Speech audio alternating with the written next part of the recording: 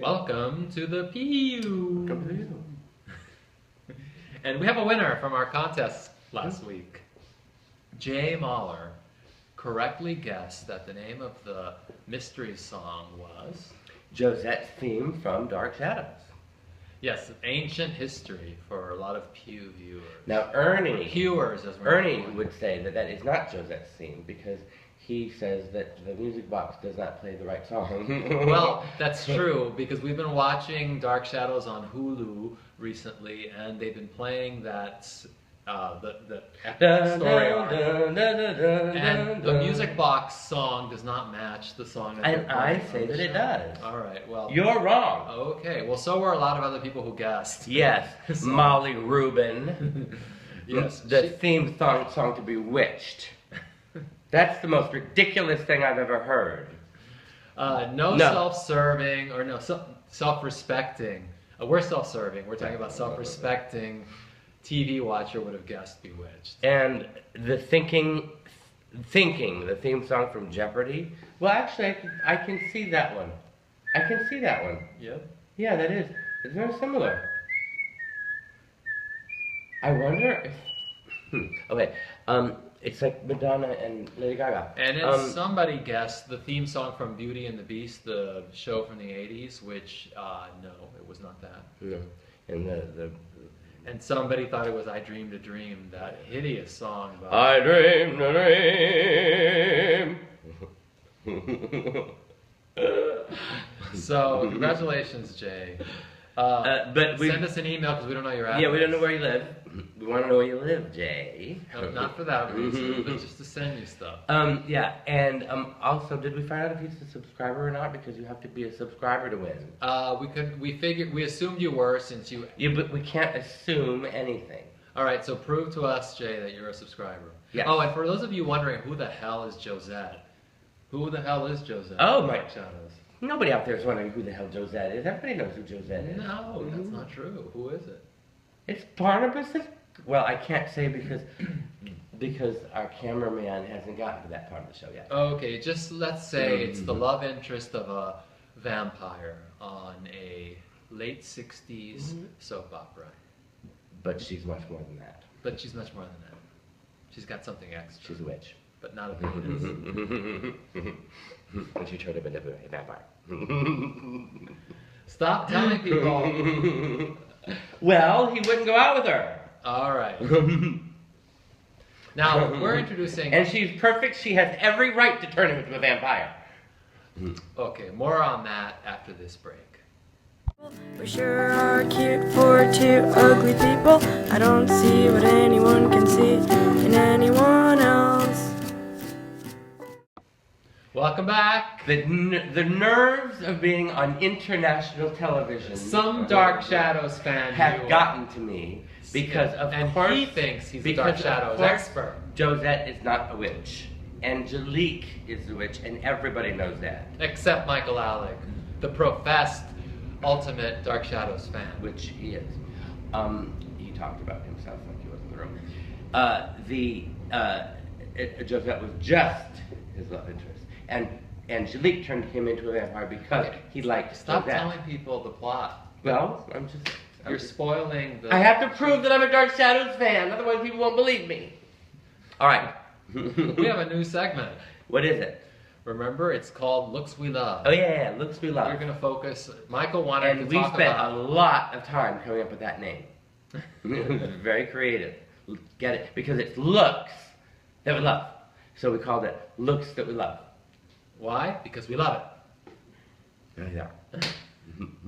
So here's one look. Malaysia. Yeah, these are club kids from Malaysia. I think they're...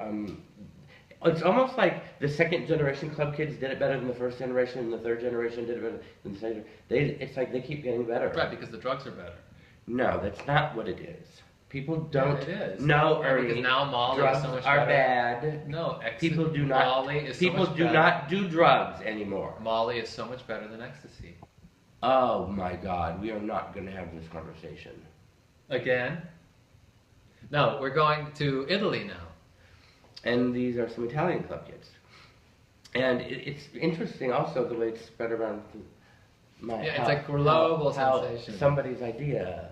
Oh yes, it was just your idea and nobody else's. It's interesting how somebody's idea was just some of these taken ideas from a very small of unknown origin, but closely associated with Michael Alec.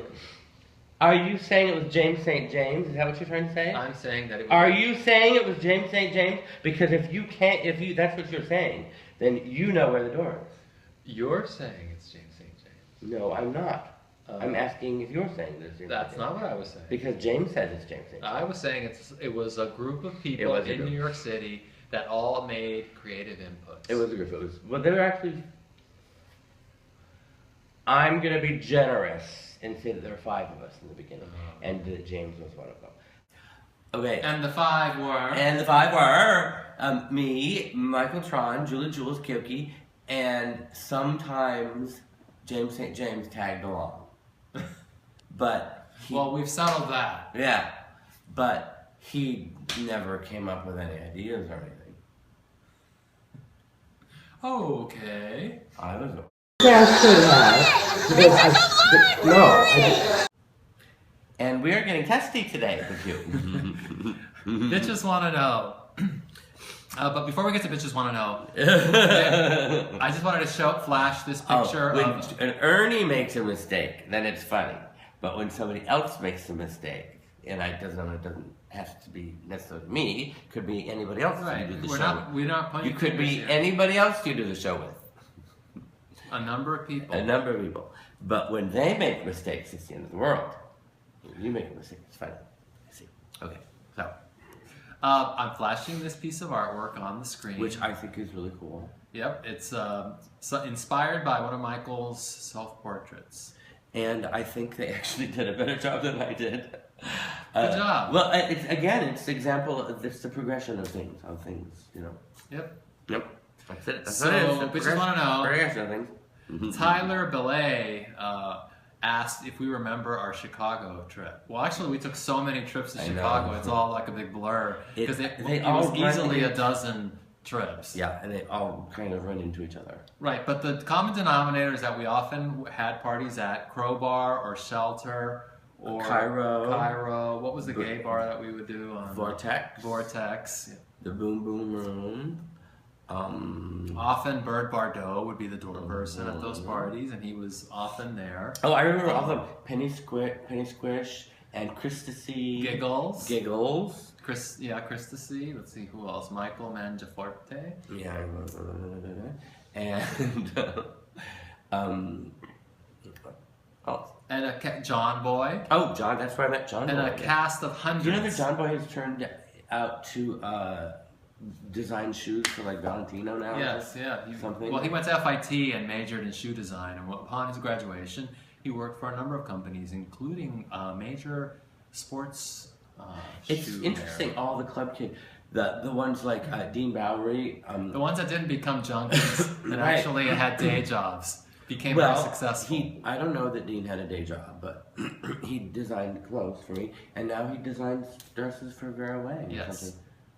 Well, he applied himself. Which is unusual because he never applied himself with me. Unless I forced him to. People never applied themselves. Remember that time that Armin Ra... And you're trying to make him pass out chicken at a dinner? Do you remember that?